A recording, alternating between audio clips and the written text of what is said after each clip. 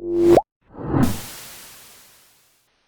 going to switch away from the screen. This is Scott's official page. You can't see this, Scott, but I've got your Kellogg page up, and I'm sharing that link in chat. So if you want to know who our guest is, this is you can always use !guest to get a little bit about our guests, but this is him. And then we'll go back to all of us. So real quick, Devin, do you wish to introduce yourself? And then we'll give the platform to Scott, let him introduce himself. Yeah. Hi, my name's Devin Nash. I'm a part-time entertainer / rodeo clown on twitch.tv. And I basically talk about industry stuff, meta stuff, things like that. I used to be in esports. I was the CEO of a company called Counterlogic Gaming. We sold that to Madison Square Garden in 2018, so I decided to come back to Twitch, which I've been streaming on for 8 years. And now I also run a talent agency called Nerd Fusion with my business partner, Matt.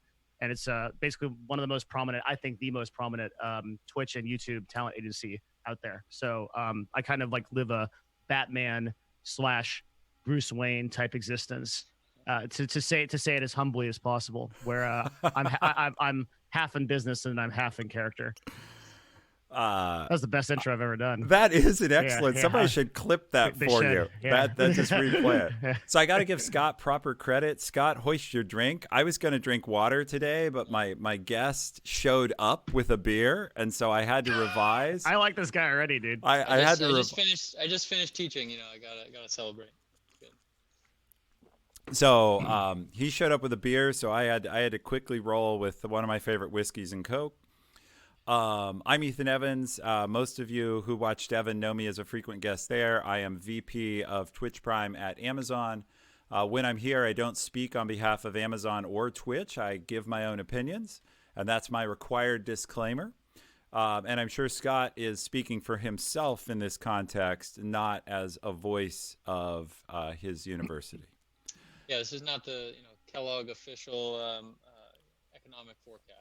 There you go. Oh my God, that sounds really.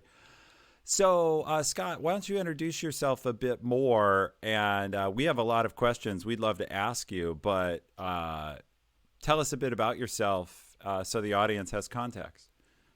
Yeah, so I'm a professor of finance at the Kellogg School of Management at Northwestern University in lovely Evanston, Illinois. I've been around there for 6 years now. And I mostly engage in, I kind of teach a class on venture capital, but most of my research is focused on either kind of economic uncertainty and policy uncertainty in particular. And then also I have a big strand of research on household finance and kind of using transaction level data to understand shocks to household and how households respond to various elements of the economy, income shocks, unemployment shocks, massive government closure of business shocks, all sorts of things like that. So Scott, I'm sorry, real quick. Scott, can you move that mic like a little bit, like a fist from your face, which I just want to say because Joe Rogan says it, but like, yeah. Is you were a little better? quiet. Oh my God. Okay. Yeah. There we go. Thank you so much. Yeah. Very good. Thank you so much. That sounds like I just needed to hear the full range of your your voice, everything. Yes. This is gamer position when I'm yelling, and this is interviews. Yes. What do you play? The audience is definitely going to want to know what you play. I've mostly been playing single player, so actually I'm a little behind. So I was playing some Far Cry New Dawn and some Witcher Wild Hunt recently, but that is a good choice. Witcher Wild Hunt is a fantastic game. Well, it's great. Yeah, it's amazing. That is Absolutely. I see you are a man of culture. Oh yeah, of course. Love it. He didn't say Fortnite. He didn't say. Can't wait for Can't wait for the Cyberpunks. That'll be great. Bro, I've been following that universe since like tabletop. That is literally like I vibe so hard with you right now, dude. It is an amazing universe. Like yeah, everything, dude. We're basically living it right now in real life. Yeah, like exactly. It's incredible. Everybody with their own bunker and heavy weapons. Yeah, we just got to get Elon involved. You know, he had a lot of foresight with this truck, so we'll be good. Yeah. It's well, cyberpunk is not to take too much time, but cyberpunk is basically a world where corporations have gained extraterritoriality, and they've basically taken over the world, and they're more powerful than governments. Yep. And people run like operations against them and stuff, and like it's amazing. It's Devin, one of my I'm old universes. enough that cyberpunk. Oh yeah, was that's right. You're a huge like only on paper. Duh. Yeah, I'm what do I preaching to the choir here? Yeah, Ethan. Yeah, of course, Ethan. That's why he can't give the Bezos, official, Yeah, because he's the reason why he's like he is. Cyberpunk. I'm on the other side of it. Yes, I am. Yes, I'm in the Illuminati, not not fighting them. In cyberpunk, like Ethan would have like paramilitary guys that like work for him and like do special operations stuff, and like I'm not convinced that he doesn't would have. That. Yeah, exactly. That's why I try not to say anything bad about him, dude, because they're gonna send the Amazon Special Forces. Yeah, I better be careful what I say. I'll just say that I have had escorts under certain circumstances. That's so cool. I love it. Give me that whole world. But yeah, I mean, Scott can tell us if we're heading there or not, right? Yeah. So thank you for your introduction, Scott. My pleasure. We'll get into your, and I love the fact that I didn't know you were a gamer. That's Witcher is an amazing universe also, not just cyberpunk. But I guess your expertise and study is on the impact of uncertainty. So when people are uncertain, they change their spending habits. Yeah. I want to get into how they change them, but I think that the biggest opening question I'd love to know a little bit more about is there any top-level thing that may feel uncertain to me as an uninformed participant in the marketplace, as a consumer, but that you can actually say is pretty likely? So can you remove some of my uncertainty about the future by saying, hey, it's pretty clear A or B are going to happen, even if nobody holds you to those predictions when they don't? I'm just curious, is there something you feel's high likelihood that I can be sure in August I'm still going to be scraping around to get toilet paper, or whatever you might be able to share is likely? Yeah, so I guess one thing on kind of a positive note, I think that some of what we've identified might point to is that I do think that the government's kind of the steps they've taken, especially in regards to kind of the stimulus check and the kind of bonus unemployment insurance payments, some of the acts that have enabled like gig workers to be able to qualify for unemployment and things like that. I think those are going to really have a big effect. We saw some big declines in spending for people who were maybe a bit liquidity constrained. And I think things like those policies, they have a big cost, a big monetary cost. They have a big tax cost at some point in the future. But I think in the short run, those are really going to stabilize a large portion of people. Even though huge swaths of the economy will remain closed, I think that's going to keep a lot of folks afloat. Okay, and totally feel free, to the degree you can, as opposed to saying liquidity constrained, to say broke. Sorry, yeah. Broke folks. So the people who are broke stop spending. Yeah, fair enough. Yeah, I love it. I love That's it. right. I love it. Yeah, you have to. We try to dissociate from real people as much as possible in academia. So this is part of the game. I know we're stretching. That's okay. It's funny though. It's awesome. Devin, how do you want to run this? Do you want me to run some questions and then hand it to you later, or do you want a tag team? What's on your mind? It's up to you. I have a lot of like very interesting questions that and I'm sure you do as well. Is that what you sent me in the Imgur image I'm supposed to look That's at? just a meme that says "Let me in." No, that's not useful. That's not useful at all. Yeah, you can't. That will absolutely provide you no value. Yeah. All right. Yes. Here was his super important wrong window. But anyway. Yeah. We'll go back. Yeah, I'm sorry. No, that's okay. Well, why don't you ask one of you, since you've stepped up to say your questions are super interesting? God, don't let me stand in the way of that. Wow us with your insights. So I guess the best way to do it would be Ethan's like, the best way to do it would be like, Scott, the position that I always try to come from and things like this is to make this the most relevant possible to the audience here, which is mostly like 16 to 25-year-old people that like I think are appropriately concerned, but maybe don't know how to like translate what this means. And I'm concerned and don't know how to translate it, know what it means. So I'm coming from that context, if that's productive. Sure, absolutely. Yeah. Yeah. So I think a good place to start is I have just been seeing these like insane articles and like there's so much happening that maybe the best way to start is like a kind of like general, are we completely fucked question? Like to what extent will every single American feel a significant shift in their life, in your opinion? And if so, like what does that entail? Yeah. I think that's a good place to start, like because of just like there's so much and I've got specifics, right? But I think just to begin, there's so much unprecedented changing. Everybody's getting a check for $1,200. Yeah. We're applying at my business for stuff. Looks like there's only a 4% fill rate. So there's so much going on. So maybe we can start there. So with the small stuff, that's good. All right. So yeah, I mean, this is a really unprecedented period of time, I think, and a really unprecedented shock. I mean, you've seen comparisons with previous recessions of like how fast it took during the Great Recession to get to 20 million new jobless claims, and it was like 65 weeks or something, and now we just did it in like 4. So I mean, this is really a differential thing that's not, I think, being necessarily overblown. But I think coming to some of my research, one of the big things that I think is causing a tremendous amount of dislocation currently that could be a cause that maybe will be a bit positive is that I think a lot of the current effects are driven by uncertainty. That a lot of firms, I'm getting this from our university. We're hearing these notes that everything kind of needs to freeze. Like we need to stop all cash outflows. We need to we need to conserve cash, and so people are companies are furloughing people. They're stopping spending on they're stopping investing. They're not hiring anyone. Sometimes they're firing people, but often they're just trying to stay put and conserve cash, and because they don't know what's going to happen.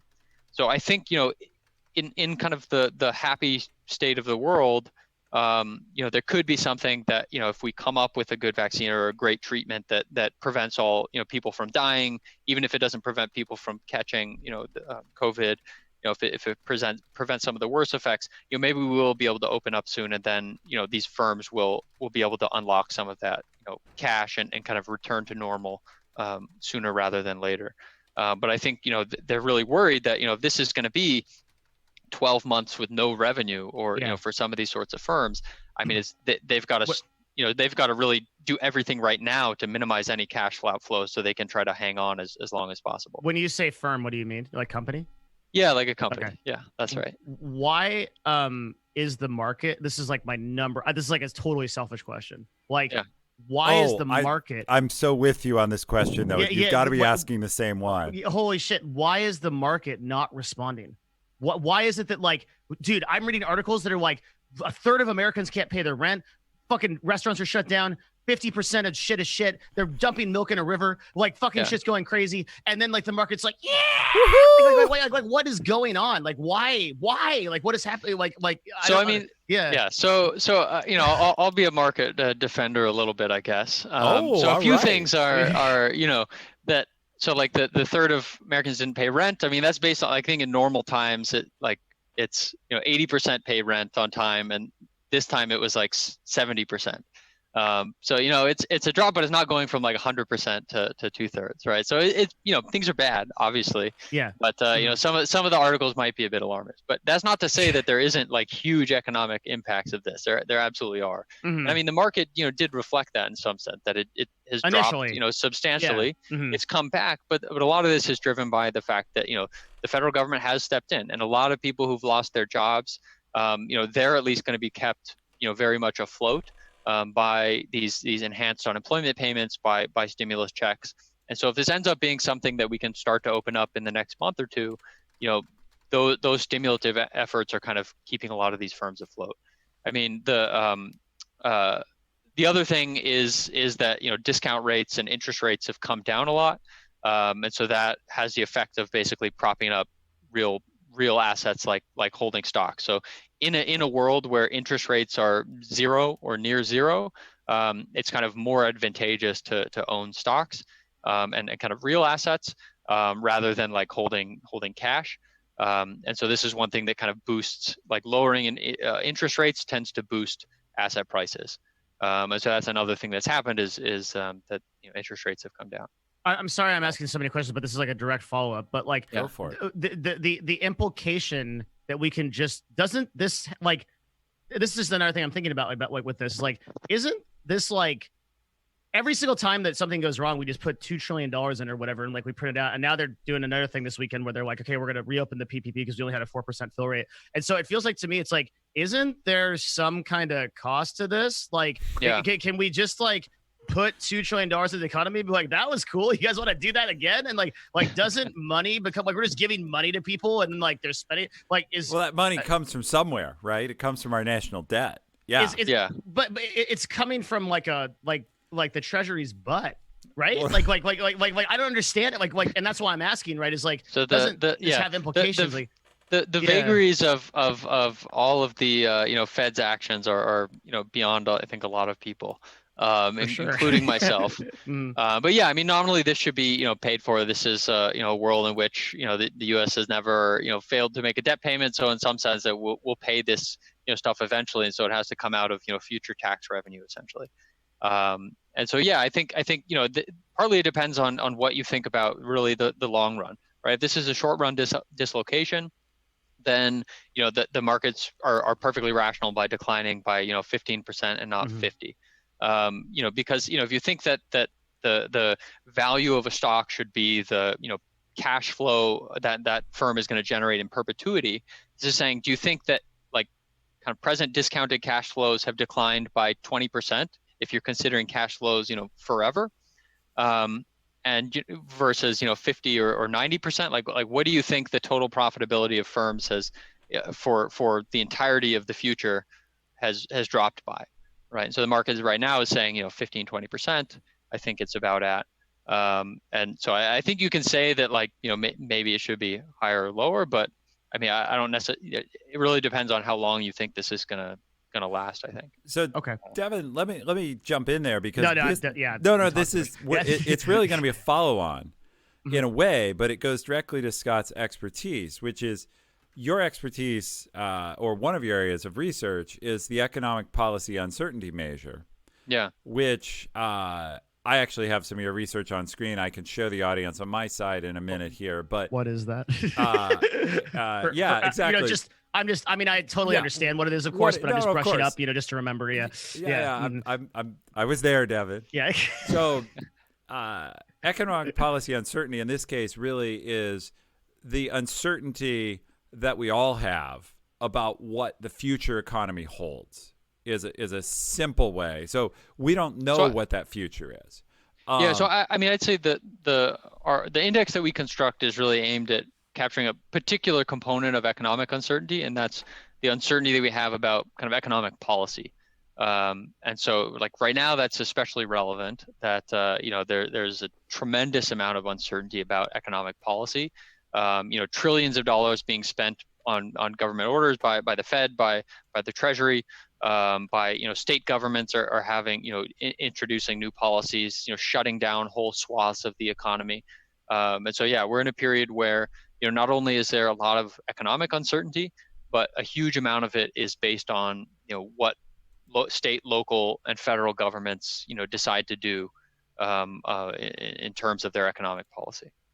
Yeah, and I showed the policyuncertainty.com link to the audience on this side. For anybody listening on Devin's world, it's just policyuncertainty.com. And I won't stay on that. But fundamental to your research, your recent research, you're predicting, as I understand it, you feel there's high confidence that the United States gross domestic product will decline by 11% in the fourth quarter, or by the fourth quarter. And yeah, I think aggregate. Yeah, and it has a 90% chance of declining by 20%. Is that true? 90%? So this was so there's a 90% confident interval. So like at the edge of that. At the edge of the interval, there's be declining by 22% or 22%. Sorry, so the kind of the real quick. Chat. He just said that there's a 92% confidence interval that, No. the GDP is going to decline by 22%. No, that's at the edge of the interval. So What's that mean? we think the most likely, our kind of average estimate is something like 10, 11%. But we're giving kind of a confidence range around that, and then so it might not decline as much, but it might decline much more. And this is basically just based on some previous work we'd done and a model we had built around kind of disasters, natural disasters, political disasters all around the world for the last 40 or 50 years, where we build a model based on how stock markets respond to those reactions, and then we see how GDP eventually responds. And so if you apply that model to the stock market responses we saw in kind of February and March, those are kind of implying something like maybe a 10%, 11% decline through the end of the year. To give the normal swing, what is a normal average, whatever you want to call it, GDP gain for a year? 4%? Yeah, so I think U.S. Last 10 years or so since the Great Recession been growing by 2-point-something%. So this would be a very large decline. So you'd go from, just for everybody, I'm sure a lot of chat gets it, but for those who don't, gross domestic product is basically everything our country makes. So all the value we produce as a country in a year normally gets bigger each year by 2 or 3%. And this year, Scott believes, based on research, not just on his Ouija board, that it will instead decline 11%. It's kind of like what research is. Yeah, exactly. But it's so much more glamorous. That's fair. Will decline 11%. So, if I translate that to each of us, while it's not at all spread out equally, it will not be spread equally. It does mean that if I used to produce $100 of value, and therefore I might get paid $100 for doing that, next year I could normally expect to be paid $102, and instead I'm going to be paid $90. And there's going to be winners and losers in that. And so some people will get paid nothing, because what will happen is maybe you'll keep your job and you'll still get paid 100, but someone loses their job and they get paid 0. And that all works out as long as 10% of people are okay getting paid 0. That's a very, very loose explanation of personal impact from that. But... Yeah. So and I mean, subsequent to that huge decline, we would also project a bit of a rebound. So we'd think that growth, there would be some like catch-up growth or rebound growth, kind of going forwards after that. Mm-hmm. But yeah, I mean, we think that this could be a really big, and I think the stock market, the volatility that we saw, and the just decline in value would signal a very substantial recession. And chat really wants to know what is your best guess? How does this compare to the Great Recession? So what comparisons would you make one way or another to how it lines up with the closest recession in recent memory? So yeah, I think it's likely to be steeper and deeper. I mean, we've already seen job loss numbers that kind of rival, by the end of next week or the following week, we'll probably have job loss numbers that rival the Great Recession. When the April unemployment figures come out, they'll probably be as bad as the peak in the Great Recession. And I think something that Ethan mentioned, I think that's absolutely right, that in a normal recession, there's kind of very differential effects across people, right? Some people lose their jobs, some people don't. They get to hang on. I think this is going to be like that, maybe even more so, right? So some people, like myself, I'm affected. We're marginally affected, but I can mostly, I can teach from home, at least if this is a short-term thing. I can teach my classes from home. I can do research from home. A large chunk of the population can basically move their job to home without too much of an effect, right? But entire industries and firms are being shut down, and not just shut down because they're uncompetitive, but shut down by kind of government mandate. And so they have basically no recourse, and they go from full revenue to 0% revenue overnight. And so I think there's going to be a huge amount of we say heterogeneity or differential impacts across sectors and across people, to an even greater extent than you see in a normal recession. That is so true. Devin, do you wanna go? Yeah, sure. Have at it. Along the lines of this impact, one of the things I'd love to know and for you to expand on is the sort of I guess, linear nature of the impact. So a really good example of this, and maybe one we could go off of, is I think a lot of people think right now of the economy as a switch, which is like, oh, we can just turn on the economy. But it's very clear that it doesn't work that way. And a really good example of this is in like food supply, right? Yeah. Where we've now interrupted a supply chain for a month. And as a result, we're like, I mentioned it before, we're dumping milk in rivers. And because most of the business has moved consumer side, people still need to eat. Restaurants don't have supply. Restaurant packaging is useless, right? The restaurant everything is well. Basically, there was a way to think about it. It's like there was an amount of food that was allocated to restaurants, and there's an amount of food that's allocated towards consumers. That is completely shifted almost overnight. And as a result, like I mean, if you take like this, it's kind of like this now, right? So have we created a situation that basically spans years of time to return to normal? Will it ever be normal? Is there any is there any like huge? I'll just stop there. but yeah. So I think that we've the economy is let's say how to put it. That the economy has grown over it's had a long bull market. It hasn't really seen something like this sort of dislocation really ever. Even in a recession, people kind of they stop shopping in certain ways, but it's not a complete cessation. It's not a complete stop on certain businesses. And so I mean the restaurant example is nice, right? That there's this huge regulatory regime built up, and that firms can specialize kind of into going into the consumer market or the restaurant market, and the types of cuts of meat or the sizes of packaging. If you go to a restaurant, you don't have to have nutrition facts in the same way, right? Versus, and so it's hard to just ship that pallet of milk or eggs or wherever to a different location, even if there's a big demand. And so I think we've become very efficient, and so but that maybe makes a bit of sand in the gears more painful. That we have a bit less fat. So I mean, I think this comes back to partly how long this is going to last. I think that you had a good word for it, that there's like very nonlinear effects, right? Where if you shut down for a day, fine, whatever, everyone can go home, take a vacation day, that's fine. If you shut down for a month, people start having a hard time. If you shut down for 3 months, a lot of businesses run out of cash, and just can't. Even if you say, all right, you're free to open up again, they might not have the cash to open up. So again, I think, government is kind of aware of this, and they're trying to, they instituted, I think, $350 billion of loans to small businesses that has been like already oversubscribed. And I think they're trying to increase that amount.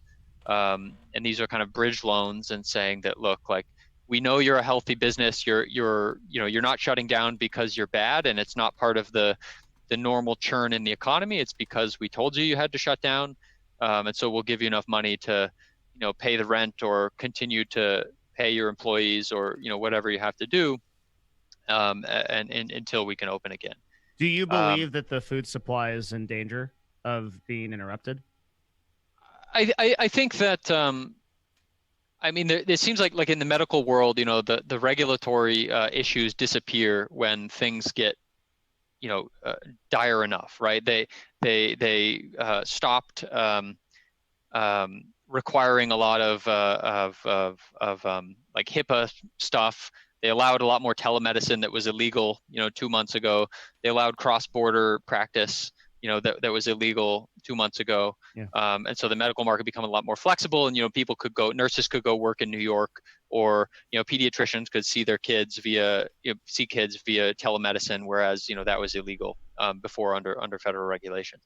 So I think I'm not too worried about the food supply, given it's obviously so important that a lot of things that might be causing issues or might be causing frictions, if it really becomes necessary to waive released. Some of these things will be released, or people will be shipped in. Like, if there's a small probability that people might get this who are young and healthy and not really a big risk of dying, but they need to go work in a pork plant, I think that we would find people to do that, and people. So basically, the government will do what it takes. I think government will do what it people, takes, And the people. Yeah, Mm-hmm. exactly. Like exactly. an example I can share because it's public. Amazon has announced in Jeff's letter to shareholders, so it's a public announcement, that we're working on building our own COVID test capacity. That's and so actually awesome. Yeah. The example there is just though, right? Everyone's heard in the news there isn't enough testing capacity, and so a business, in this case our business, but I'm sure other businesses said, okay, new solution. We need to be able to test our workers and our staff, and we can't count on others to supply that fast enough, so we're going to try to do it ourselves. Now, he clearly said, like, we don't know if we can stand this up in time to be useful, but we're going to start right now and try. Mm-hmm. And the point, going back to Scott's example, is you will see restaurants breaking down their packaging and saying, well, I can't sell you food. You're not coming here to eat dinner. So what I can do, though, is take all my takeout containers and, like, repackage pickles and bread and basically become like an alternative food store. Holy shit, that's so cool. You know, and as an example, a couple of nights ago, my wife ordered dinner for us from a local restaurant that we've gone to, and it's a standard restaurant. You go in, you sit down, and you get the menu, you buy, everybody orders their own dish, but they've converted their menu to be take-home dinners for 4. And so instead of, buying 4 different dinners and it being a lot of money, they've said, like, we had chicken parmesan, and they offered a chicken parmesan dinner that was like 4 servings of chicken, 4 servings of pasta, a salad and bread, for a lesser price. But they've converted themselves to a feed the family restaurant, and you'll see adaptation like that. And so I think humans are very flexible, and they don't like to starve. Those 2 motivations will be pretty efficient. What I don't think is as efficient is our ability to climb out of the hole. In other words, a lot of those jobs don't come back because the restaurants that go under, the people who don't adapt, the 3 months of lost, there's no making up other than the government, the 3 months of lost income. I say 3 months because if we lose 3 months of employment, that's 3 months of people not getting paid. Yeah. Focusing quickly on more of what I learned about Scott's specialty, you have this idea that really there's 2 impacts to the economy. There's 2 what are called shocks. And I had to learn a little bit about this. One is what's called the first moment shock, which is people don't have jobs today. They can't work today. They're locked in. They're locked down. And that's the first moment. That's the right now. But then there's a second shock to the economy, which is once people are allowed to come back, they're uncertain about the future, and they tend to be scared, and they spend less, they buy less, they frankly hoard or save more. Yeah. And so the point is, I think I'd love you to expand on, a lot of people right now can obviously see the short-term shock. Stores are closed. People don't have jobs. Can you talk a little bit about, since it's your specialty, that long-term shock? Absolutely. Yeah. So, I mean, the first moment shock can also be a long-term thing, but that basically is just saying, if I'm earning, back to your example, if I'm earning, $100 today, the first moment shock would be, and I was previously expecting to earn $100 every day, after this. The first moment shock would be, all right, now I have to adjust my expectations and I'm going to earn only $90 a day forever. Okay. So I'm going to adjust my spending to a certain degree in response to that shock. I have to reduce spending. But then there's the second type of shock that is an uncertainty shock, which is saying that, all right, so now that the average that I'm going to earn is lower, but now every day I'm either going to earn 0 or 90, right? And so there's kind of an uncertainty component. And this operates both for firms and for households, where you might think that, if you're subject to more uncertainty about your future earnings or your future income, then you're going to want to kind of retain more cash. We often call it like precautionary savings, right? So I have to save up more money in the case that tomorrow I lose my job or, my store, continues to be shut. And so I think this is operating kind of at a really high level right now, where a lot of firms are just saying, we have no idea, like we're at zero revenue, or we're at 20% of our normal revenue, but even if we but we don't know if that's going to go to zero in 2 weeks, or if it's going to come back to 100. And I think that's really what's causing a huge amount of big institutions and small institutions to try to just say, look, like we're freezing everything, whatever we don't absolutely have to spend, we're not going to spend. And so even if like their average would allow them to kind of continue spending and do some investment, or maybe hire an extra person, they're going to say, look, like it might get worse tomorrow, so we don't want to we want to hang on to this in case we really, really need it. And so I think that's what part of what's driving this huge reduction in spending, and in on the firm side and on the individual side. Thank you. That's yeah. There's so much going on here in my head. I'll hold my next question. I want Devin. You go ahead. If your question is like a follow up, I think you should ask well, it. I mean, okay. everything's a follow up to this topic, right? It's all tied together. Mm-hmm.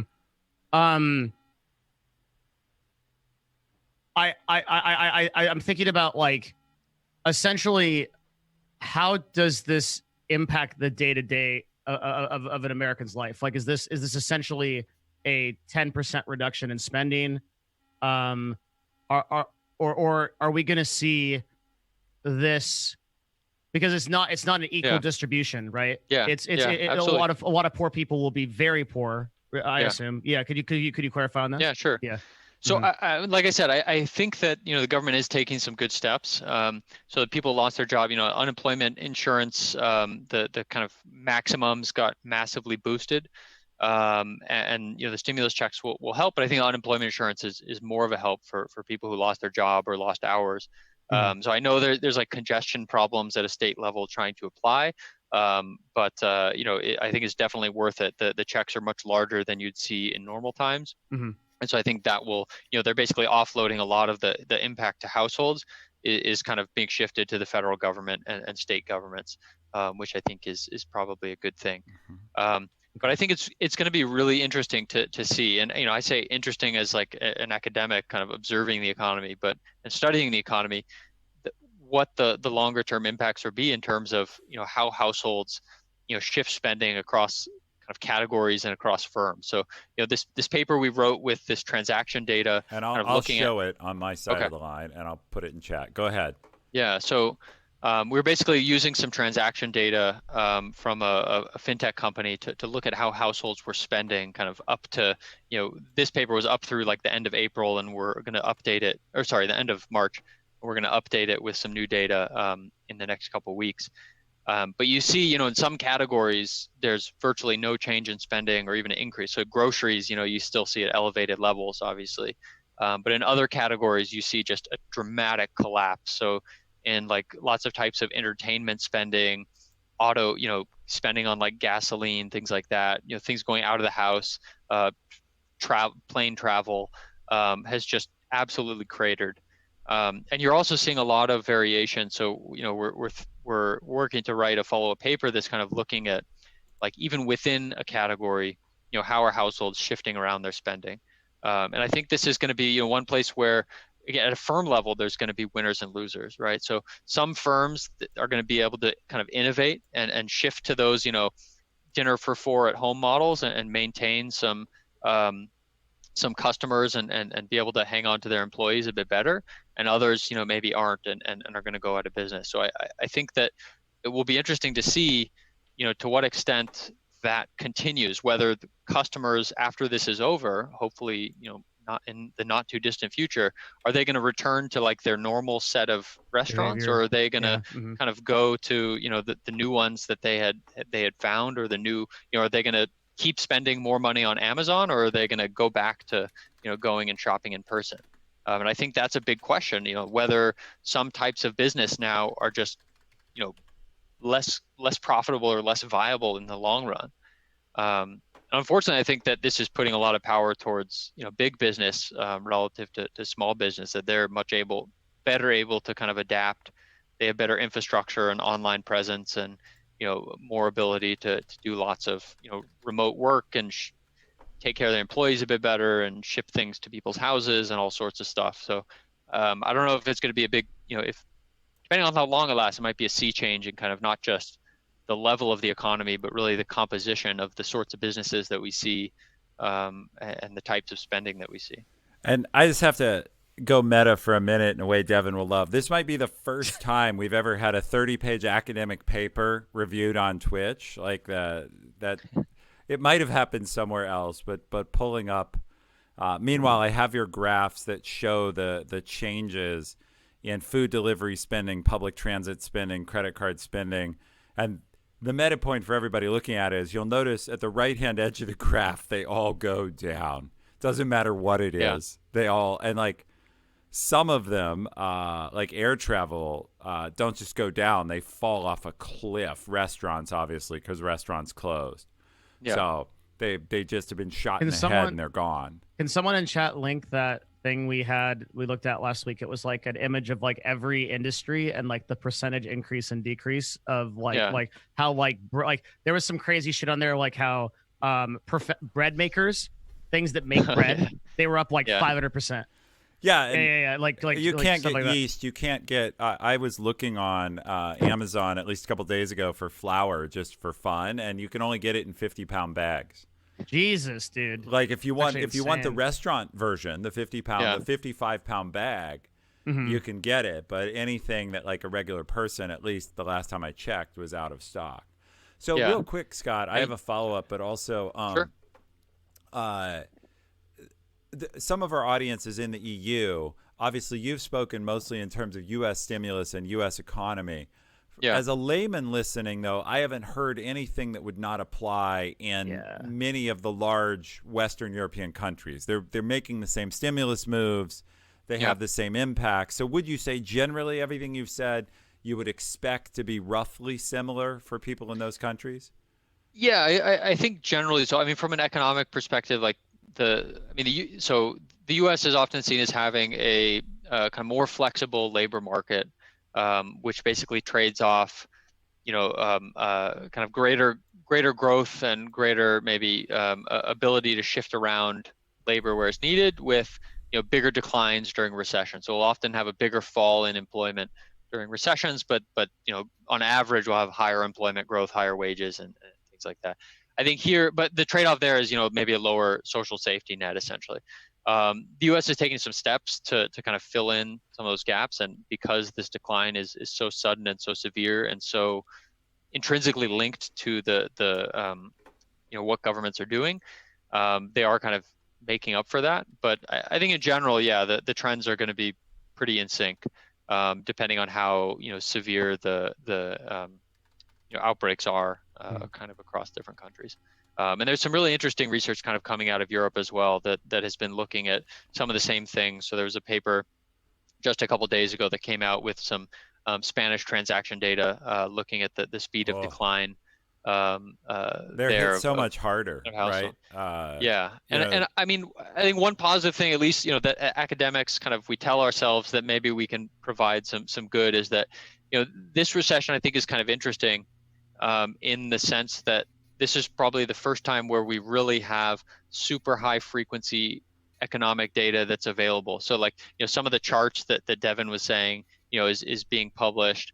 Some of the research, that myself and co-authors have been doing is really trying to provide policymakers with a, day by day or week by week view of, how this is kind of impacting households and maybe where their stimulus policies might be missing the mark or hitting the mark.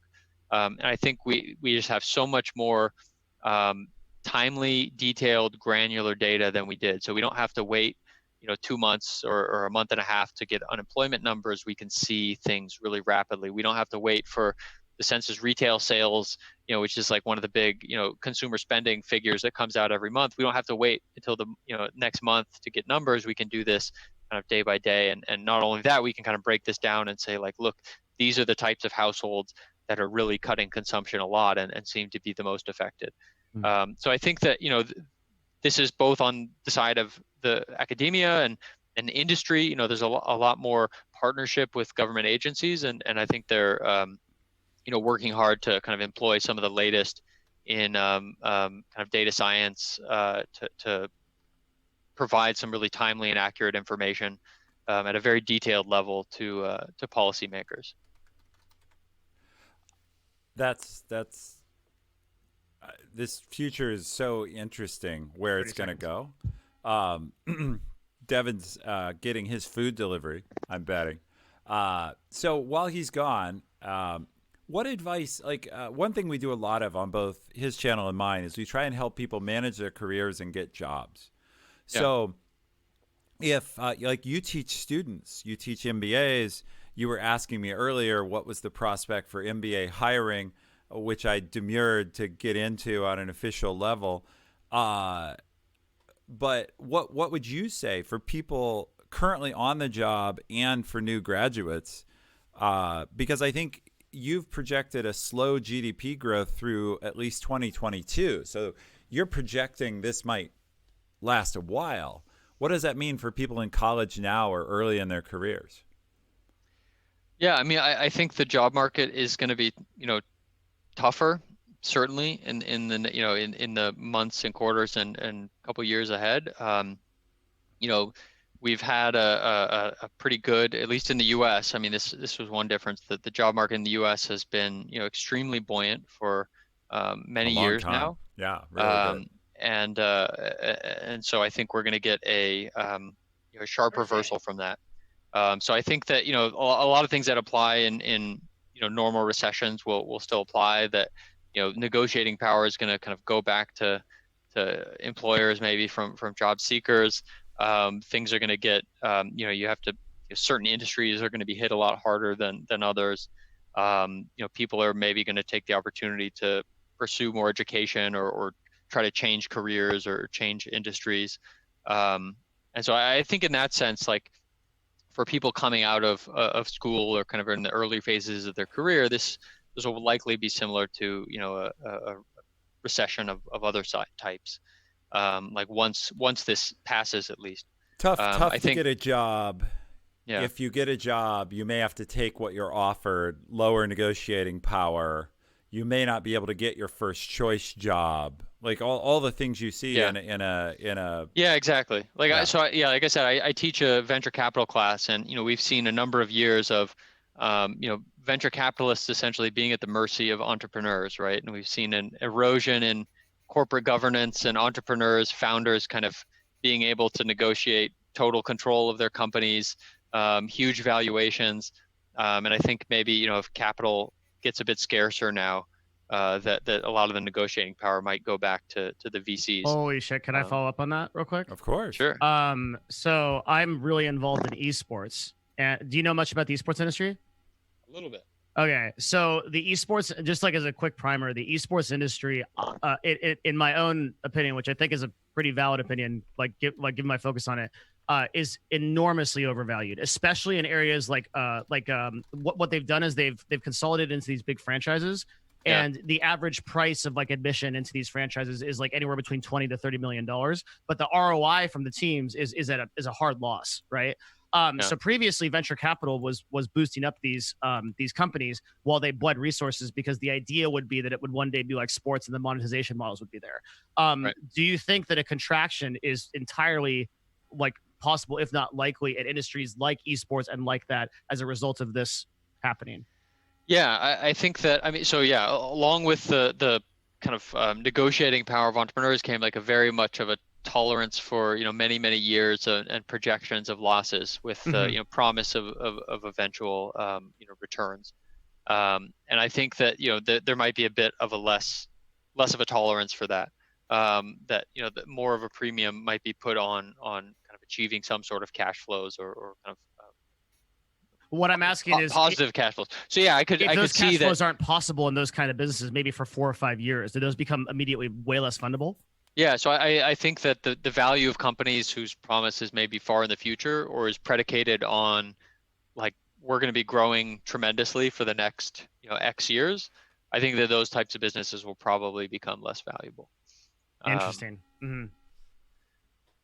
We'll see. I'm entering into wild speculation territory. Yeah, Well, that's my favorite that's what place we to be. enjoy here. This Exactly. Ethan and I had the same thought. Yeah. this is not Yeah. at all. This is not at all the place for conservative academic proof.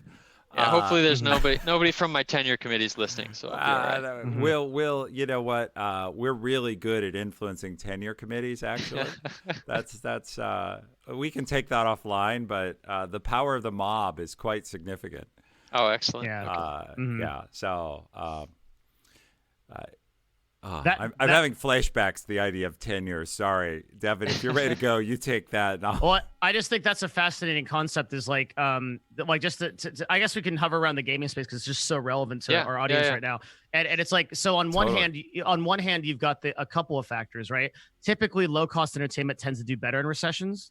Maybe if you want to correct me on that before is that true? Yeah, no, I think that's right. I mean, especially here where a lot of the low cost entertainment is going to be, virtual at home, entertainment. Yeah, so there's one side of this equation that says, well, look, gaming is going to go up, and it has so far. Like, we've had the most successful release of all time on Twitch is Valorant, right? And not just because of drops, just the user base is there. Animal Crossing saw the same thing, Nintendo's recent game. So there's no doubt that more people are consuming and probably spending money in the space, but you have to contrast that against gaming in general, or the esports side of it, which I kind of generally just consider to be about like 20% of gaming. I think it's like a pretty safe. It's around what Twitch considers it to be, so it's a pretty safe number, 15 to 20%. That side of it has these. I can think of maybe 2 esports teams right now out of like the top 20 that are profitable, right? Or have any. They're not profitable, but they have a hope of it. It's like 100 Thieves and like maybe TSM, and every other team from that point on is just like in varying degrees of unprofitability, and some of them are like just like, we've put $30 million in, and I think they've gotten like well, they haven't got anything out. They're just burning hundreds of thousands of dollars a month. Yeah, So if I can return what I said, I mean, I think that money losing businesses will not be as attractive, but I mean, I think that there also could be a big sea change. Like I said, like whether people go back to their normal modes of spending and the normal firms they spend, I think that also applies to the gaming industry, right? If you think if you think some of the competition is the traditional sports industry, right? That's 100% shut down right now, right? If that goes on, if the NFL gets canceled, if this goes on into the fall, maybe that's the a year window where everybody's going to switch to watching Twitch and watching League of Legends and whatever's the hot MOBA game now. Yeah, and so I mean, if you want to have hot debates, like that's going to be a clash of titans, right? The NFL is a massive superpower, almost a non-governmental organization in the U.S. And there is going to be a clash between, shutting down hockey and the end of the basketball season right now versus what we do at the NHL in the fall will be it's like a public policy debate. Yeah. I mean, like if a firm's going to continue to lose money, I think it becomes much less attractive. But maybe gaming, right? Like maybe this is. I was telling Brian earlier, that this is a good time for Twitch. I would imagine that there's a lot more hours. People working from home can have Twitch on one screen. People who are looking for something to do, they can't go to the movies, they can't go to a sports game, they can't go out with friends. Maybe this is what the gaming industry needs to move esports into profitability. If they can figure out how to, I don't know if they're still running. They can't hold tournaments the matches right now. Right, exactly. Right? I don't know if they're still running tournaments remotely or something. You can, but there's bigger problems with like fuck, this is a long conversation. Like there's a bigger problems with, basically, just to summarize it in an extremely succinct way, the way that you monetize esports is in question, right? Because typically we use advertising and CPM models, and no one knows what the value of those things are in this current ecosystem. And there's no one that has developed a rate card for esports and understands what those costs are. And on Twitch, actually, the leading people, a lot of people don't know this. I don't even know if Ethan knows this, but we set the prices at Nerd Fusion. We are the primary talent agency that sets the prices for most sponsorships on Twitch. So most of the other talent agencies use our rubric. And Twitch itself has a internal rubric for their CPMs, but it's speaking for myself only in my own opinion here, and no one else representative on the call. I think it's way fucking out of whack, and they don't know what they're doing.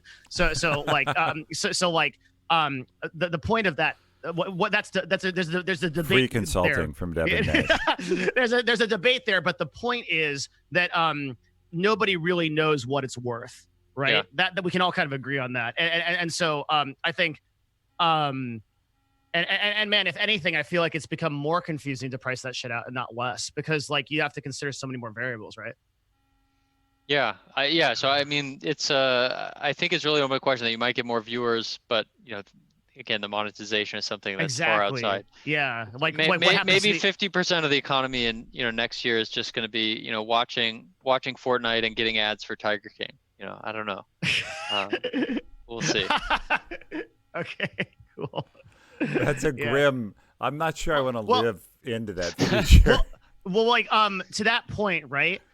So the thing is, if the end product matters, so if a brand is selling, let's say like coffee, okay, the end result has to be that people buy that coffee as a result of consuming those advertisements. If the impetus to do those things goes down, then the advertisement fill rates go down with it. And that's why I'm saying that like the chain is more complicated, and I don't know if it's a one-to-one. A lot of people just assume, and like we've been looking at the stats for Twitch, and they're incredible, right? Like Twitch is reaching all-time highs of viewership every single week, but I don't know if that's indicative of a healthier internet economy, because those those viewers have to be monetized properly. Absolutely. Mm-hmm. Yeah. So I mean, it might be. Yeah. I mean, again, this kind of goes to how long this will last, right? If this is going to be a new normal, then you'll have time to kind of figure that out and adjust and hopefully can translate that additional users into additional kind of buy through, I guess. But if it's a short term thing, maybe you won't be able to capitalize on it quite so much. So we'll see. So I don't know how long we have you for, Scott. I appreciate your time. I want to get to the one question that is a little bit more actually personally motivated. Sure. As a leader, I'm trying to figure out how to lead my team, lead my business, and guide other leaders. My thing on Twitch is mentoring. And so one of the reasons I was excited to have you here was to have you explain the future of our economy to the limited degree you can to the audience so that they can make better decisions. But basically, as a leader, given these are unprecedented times and I need to try and steer my business, because in a way I'm CEO of a business within a business and many other people run businesses, what the hell do I do? Like, I'm looking at a future that there's no precedent. Like there's no precedent. You said we're reaching the unemployment level of the Great Recession. That's true. But that took 4 weeks in our case, or 5 weeks. And he said 25 in the Depression. Yeah. Yeah. It took 6 months or more then. Tell me a little bit, as a leader, what signals should I be looking at, or how should I be thinking about this as I try and guide a business, whether it's my business or some other business? Yeah. So I mean, I think this is unprecedented times. I mean, I think as being in a place where you can really find a lot of meaning in your work, I think is useful. So like I said, I think a lot of people kind of in my field are finding some meaning, trying to really speed. I've seen like this explosion of kind of papers and research come out, which I think is partly driven by the fact that people want to get more information out to helpfully guide households, help guide businesses and expectations, and guide policymakers in trying to help them understand. And so I think that's helping us kind of motivate people like myself and trying to help teach students and give them the tools that they might need to the MBAs that are like my MBAs that are graduating in a few months. Get them whatever additional skills and training I can to get them out into a not so great job market. So I think that places like Amazon or Twitch that really are providing some really valuable kind of services, either infrastructure or like delivery and a lot of the core components. Like what does Amazon do is like Amazon Web Services and delivery, which are both like the cornerstones of the economy of April 2020. And Twitch, and Netflix and like, online entertainment. So I think that, kind of pitching motivation that, this is something that is unprecedented, but you're in a really nice position that you can make maybe more of a difference than usual. Like I think is one thing that's I think a lot of people in different industries are kind of turning to that and saying, look, like this gives us a new appreciation of, a lot of the components of the national infrastructure, the internet infrastructure, grocery stores, food supply, things like that, and that people are really getting some, you can kind of lean into that sort of motivation. And if I run a smaller business, which I don't, but I have several people in my chat who run different. They either work in, say, healthcare, or they run small marketing businesses, or Devin is essentially a small business CEO. Where can they get their information, or what should they look at to try and stay on top of one step in advance of where the economy's going? What would you advise the leader of a small business to be doing or looking at? So, I mean, paying attention to, some of the government programs that are rapidly being rolled out and changed, that I think there are a lot of, stimulus programs that are going out for small businesses. Yeah. Some of them are like oversubscribed and they're having issues with banks, but kind of yeah, exactly. Yeah. And same with people, applying to unemployment, state level agencies are kind of being overwhelmed. But I think that, the government has been really trying to bolster those programs, and it's tough to adjust so quickly. So I think it's really worth, like, I think the money is there and it's real and it's going out to folks, but just to kind of follow up. So I think, keeping an eye on. So grab the government money. Got it. Yeah, basically. Okay. Good advice. Always good advice. You might have to be a bit diligent about it, but it seems like it's there. Yeah, exactly. Okay. Anything else? A small business, like, I mean, I'm sure it's industry dependent. What you do is different if you're, a car repair shop versus a restaurant. But generally, I mean, this is a time to, you try new business models. Yeah, that's what I was going to say. That there's a lot of people that, still have their incomes. There's a lot of people that have been unemployed, but most people still have their jobs. And even the people who've got unemployed have substantial either stimulus or like unemployment spend, checks to deploy. So there's still consumer, spending out there. And I think that a lot of businesses are figuring out ways that they can still tap that, be it through, changes in their model, through delivery, through online services, through, selling promises of future services. But I think that, we're going to come out of this, and, the strength of American business in general is its flexibility and innovation. And I think this is going to be another, time where the most innovative and flexible companies are going to come out of this with, on a much stronger footing than those that kind of just, keep on going. So that, I think, is, if I may, the best advice I've heard from you, which is innovation and flexibility, because what we know about the future world is that it's somewhat very different than the past world. And those companies that attempt to address 2021 the way they addressed 2019 and just assume that the business is going to be there, I think are going to struggle much more than those who innovate. And Absolutely. I gave the example already of the restaurant serving family meals. I want to share one other story that actually, Scott, you either will be like, oh, I already knew that, or it might fascinate you.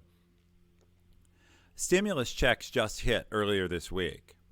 And my stepson, to get out of the house, he's 18 and he's stir crazy, he drives for DoorDash. And luckily for social distancing, right, DoorDash has set everything up so that you never touch a human being. Like, the restaurant puts the food in your car, and at the far end you put it on the doorstep and you ring the doorbell and run away, basically, or you text them. But the key here is DoorDash went berserk when the stimulus checks hit. Like, the fact is, and in my stepson's lay opinion anyway, he's delivering meals mostly to low-income residences. And it's clear people got their stimulus checks, and one of the first things they clearly did was decide it's time to eat out by eating in, at least some of them. And so this was just fascinating because DoorDash has an app, and they're like always buzzing his phone. Come drive, come drive, come drive. We'll give you a premium to come drive. I would have never imagined, stupid me, that the first thing in a down economy people would be is like, he's delivering all kinds of teriyaki. It would be like, I need some takeout teriyaki. That's my. A big part of that is that restaurants like around this area are all offering like 20% off, free delivery, things like that. So there's a bunch of incentive there. I have a follow-up question to this one already too. Like, I'm good. My real point was just it was totally new business model. Like DoorDash can't get enough drivers. They're paying $300 to someone who will refer a new driver to them, which just shows the level of demand. Yeah. And that's the point about the new business model is not going to be the old business model. So take it away, Devin. Just to kind of bring this, because we started mentioning it, to bring this to like what I think would be really relevant to a lot of people here. About 40% of the work right now that's done in America is service-based freelance work. I would be really curious about your opinions on if that industry is going to contract or if that industry is going to increase. If you believe that freelance work is a viable alternative right now. And people in chat, I'm seeing a lot of people tell me that they had internships that are now canceled. They had previous job opportunities that were pulled. Is that a potential outlet for or a vertical for these people? What's your opinion on that? So I think that the kind of freelance. I mean, it depends on kind of what level, right? I mean, I think that the newer level is that the gig economy is kind of a reservoir of job, or like a place where you can go if you don't have there's always kind of been freelance and independent contractors at kind of higher levels, especially, and kind of the gig economy is more at a entry level kind of type position. Mm-hmm. And so I think that's nice, and that it provides, I mean, especially in this situation, it provides a good safety net for a lot of folks that they can basically go out and get a job, and DoorDash is hiring. So if you have a car or a bike, then you can basically just go get a job, no questions asked. Mm-hmm. I think there's a lot of benefits, and it's super flexible. A lot of people, a lot of the employees really like the flexibility, it seems like. And so in that sense, I think it's kind of that sort of business model, unless it's outlawed by regulation, is probably going to be here to stay. That there's a lot to offer, I think, from a extremely flexible job to both employers and employees. Especially now that we have the technology to kind of manage that demand and organize things automatically and route people to where they need to go without a lot of manager oversight. So I think it's I don't think it's going to go away, and I think it's in general kind of a positive thing. It's usually not going to be a path towards necessarily a full-time career, but if you want some part-time job or between jobs or something to do on the weekends, to kind of monetize some free time rather than watching Twitch, then wait, don't do that. Watch it on your phone in your car. That's one way to go. Or do that freelance work while you're watching Twitch on the screen and the monitor. Yes, with the volume up and counting as a view. Yeah. Mm-hmm. But yeah, no, I mean, thanks for having me. I've got to head out in a minute or two. Yeah. So with that in mind, giving you the chance to head out, my last question for you would be: what do you wish we'd have asked you? What would you like to share with our audiences that maybe we haven't covered that you feel is the most important thing they might want to know or go follow up on? So I don't know. I think we covered kind of a lot of the key components of things that I've been thinking about and working on. I can stress again that I think this is a really interesting time that we have so much data so quickly.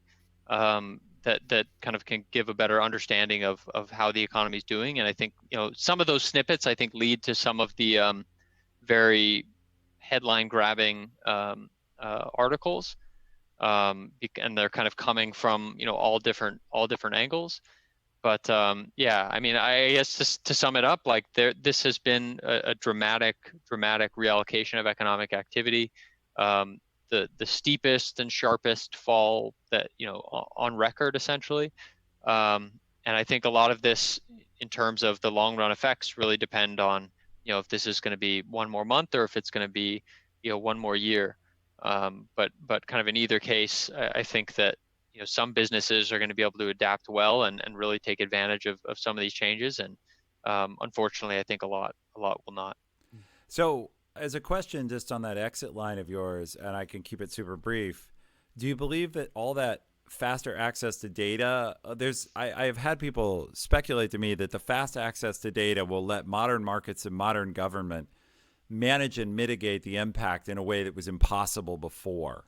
Is that something we should at least hope for, that business plus government can manage us out of this deep hole faster because they have better information, or is that just one more opinion? I think that some of the response of government has been because there was kind of high frequency data coming from so many angles that showed really how deep and how quickly spending had fallen and jobs had declined and all sorts of things like that. So I mean, I think it did help reinforce the speed at which the economy was shutting down, and I think helped convince some state houses and some people in Congress maybe that a lot of these bills needed to be passed. So I mean, I'm hopeful. I think this is going to be like, when it's all over, we'll be able to do some retrospectives and think about what the data was able to really provide on a day-to-day and week-to-week basis. I think we're really hopeful that that the amount of data and the granularity is going to be able to influence policy. But yeah, I think it has been so far, and whether that was really changing things in a good direction, I hope it was, and I hope it is. But I think that might take a little bit longer to really suss out. All right, Scott. Well, I know it's late on your Friday there in Chicago, and plus Absolutely. You have some wild hunt to go play. I've got a toddler to go feed, so even more important. I really want to thank you for coming on and joining us, taking the time. Absolutely. Your colleague in our mutual connection, Dr. Brian Weller, will take over here in a second and follow up on some of your points. But just thank you so much. Devin, anything you want to say?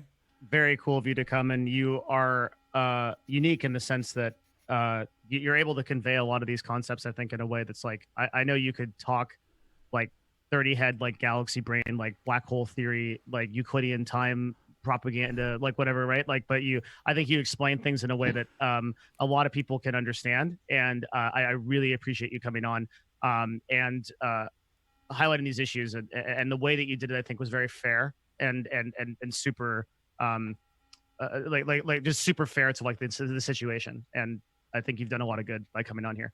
So thanks. Thank you. Well, yeah, no, it was great talking to you both. I was happy to join.